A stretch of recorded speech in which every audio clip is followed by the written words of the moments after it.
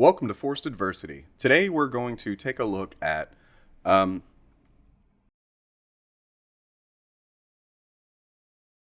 a pretty serious issue. I feel like I should offer a content warning for what we're about to discuss. I'll be using as much euphemistic language as I can, partly so that I don't disturb anybody who might be disturbed by this kind of content, but also so that I can avoid triggering any kind of censorship from YouTube. This subject is not easy for me either. So if it's not easy for you, I understand that. You don't need to watch. But I think it's a really important thing to get the information out there. A Comicsgater named James Randall Adams was arrested. As with most Comicsgaters, they tend to have these independent projects that they do. They're usually very, very bad, like just fucking awful. Like the kind of stuff that like my artist friends would write and draw in like ninth grade. You know what I mean? Just really impressive stuff for a non-professional. That's basically what all of their stuff looks like. But this guy in particular, his indie book that he was crowdfunding and stuff was called Little Girl Lethal. And the first two words in that title will give you a hint as to where this is going. So once again, content warning,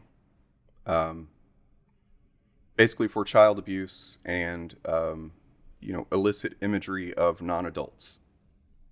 Predation. Okay. Utah County man arrested, believed to have downloaded 2,905 files of illicit imagery of non-adults. This was in February. I'm not sure how I missed it, except that, oh my God, what's wrong with this guy? Jesus Christ. I mean, this is exactly what you'd expect a guy who downloads that kind of stuff to look like. Oh, Jesus, man. All right, Salt Lake City, Utah. A 51-year-old Utah County man was arrested on 20 felony counts of sexual exploitation of a minor after police believe he downloaded 2,905 files of CP. On January 14th, 2021, law enforcement was alerted by the National Center for Missing and Exploited Children by way of the company Synchronos Technologies, Inc. with a cyber tip. Is that like an official thing? A cyber tip? Why is it? It looks like a brand name. Why are they saying it like that? Yeah. The company reported that James Randall Adams had downloaded photographs or videos of child abuse or exploitation material on November 18th, 2020. So the way that this happens is there are systems in place. There are images out there that are tracked, basically. And that's one of the efficient ways that they're able to catch people like this. So if someone downloads one of these images that's got like a tracker on it, they're able to trace it to them, and there's no getting out of that because you downloaded the thing. As a father, when I have a young child, this shit gets my blood boiling, and I wonder how nobody saw this coming, especially when you look at his comic book.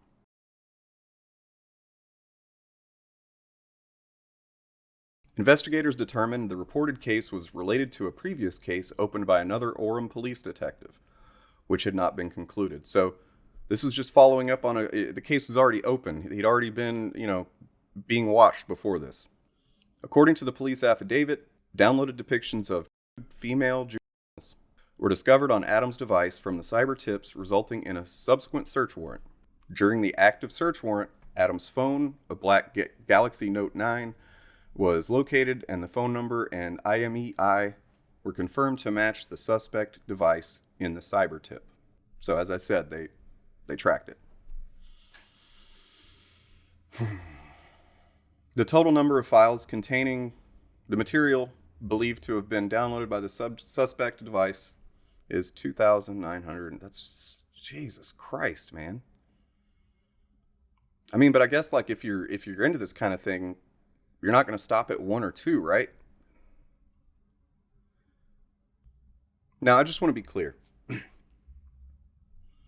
These types of people are mentally unwell in a very, very dangerous and tragic way. Tragic not for them, but tragic for their victims.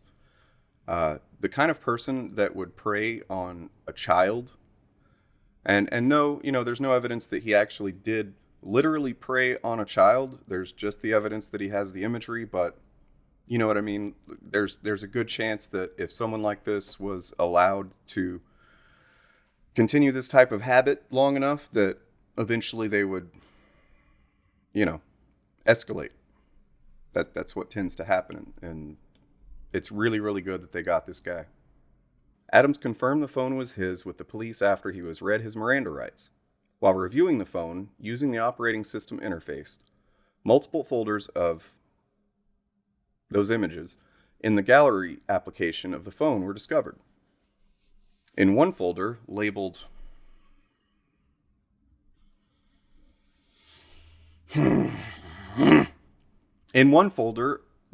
Little, police identified at least 20 different images of, fuck me, man.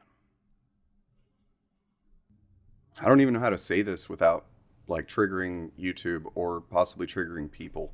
It's just disgusting. Non-adult, non-mature girls with their privates exposed. The images were consistent with the crime of sexual exploitation of a minor, police reported. While interviewing Adams, he admitted to downloading the images and told investigators that he knew the images were of children. So he knew what he was doing. He set out to do this. All right, so this is a Comicsgate guy, right? Now, it would be super easy for me to do what Comicsgate does, right? Which is they like to pick a fringe example from the left or even liberals, right? Because they don't even see a distinction. They just think anybody that's not a Comicsgater / MAGA person is the left because they don't even understand, the political spectrum, which, is why they don't even understand in a lot of cases that they are reactionaries, that they are fascists, right? So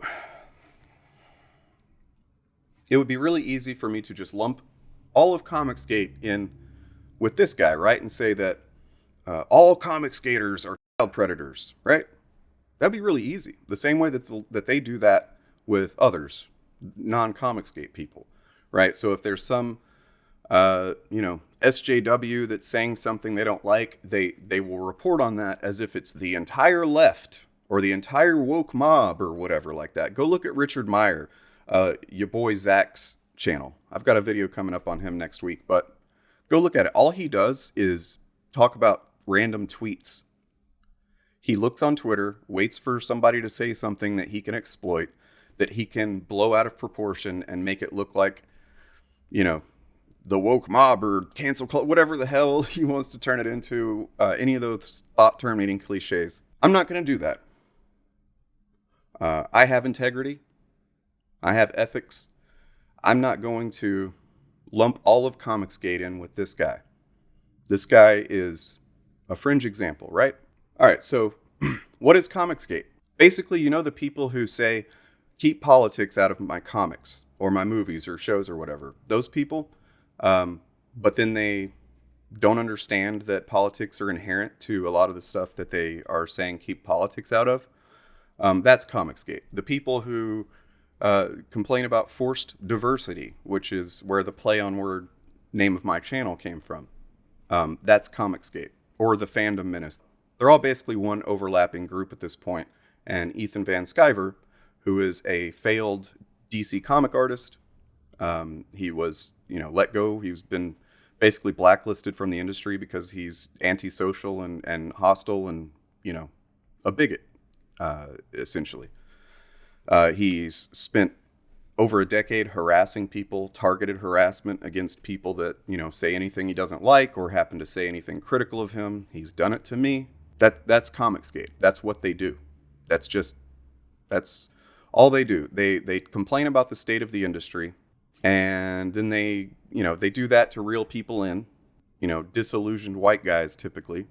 Though they get people of color as well. Unfortunately, people who buy into their crap and think that, the stuff they're saying makes sense when it doesn't. I've got a lot of videos on Comicsgate and their false narratives and stuff. I'll leave some links in the description if you want to check those out.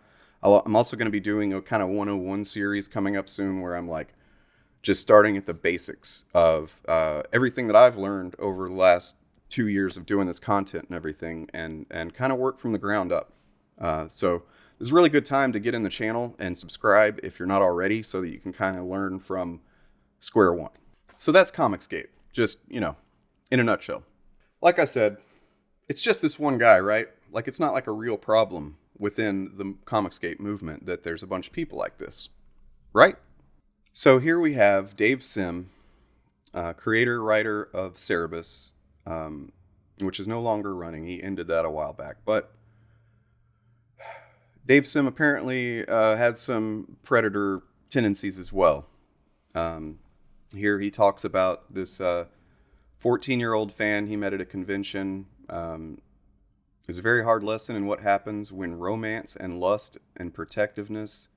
And he claims they didn't, have sex until she was 21 or whatever, but like he's talking about her 14-year-old and perfect. Jesus Christ, man. So that's Dave Sim. And then here you've got Ethan Van Sciver defending that, saying that's exactly how Elvis met his wife Priscilla. If you're on Twitter and you're interested in any of this stuff at all, I suggest following Comicsgate posting their L's. It's just endlessly entertaining, except in this case where it's just endlessly disturbing. This guy says, I think it's pretty clear what Comicsgate is all about. As if it wasn't bad enough, in January of 2019, Ethan Van Sciver announced via Twitter that independent comic creator Dave Sims would be working with Ethan on his crowdfunded comic, A Revival of Cyber Frogs. When people pointed out that Sims was also a pedophile who had publicly spoken at length about his relationship with an underage girl, Ethan responded by proclaiming that he didn't care and seemed determined to push ahead anyway. And here we've got Ethan Van Sciver in 2007, May 28th, 2007, saying, that's hot. They have the faces of 4-year-olds, but the breasts of Anna Nicole Smith. Does this mean that Ethan Van Sciver is a predator in the same way that the other guy is? No, but I think it means he harbors some sentiments in favor of preying on underage girls. And considering the fact that there is a long, long list of documented incidents of Ethan harassing people, particularly women, particularly vile towards women creators, I honestly would not be surprised one bit if he was arrested sometime in the future for it, or if there were allegations about it.